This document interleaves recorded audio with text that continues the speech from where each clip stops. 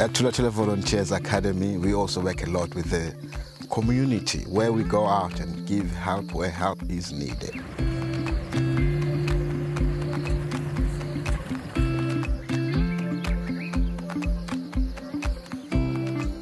We went out, like we go and see the lady that does all the beads, like handwork, because here it's so important since there's not enough job opportunities.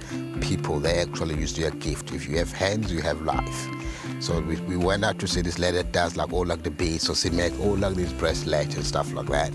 And we try and let people from overseas, people that like have never had that opportunity to see that, let them come and experience how do we survive, how do people in the village survive. We also went and helped people that got gardens.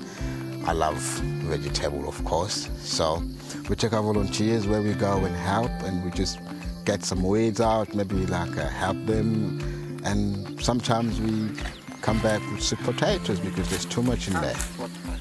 And I love sweet potatoes, sometimes with like onions. Also with our first session, we planted a lot of onions. So we had to go back with our volunteers to go and collect all that. And we eat that because no one can fail to eat what they have planted.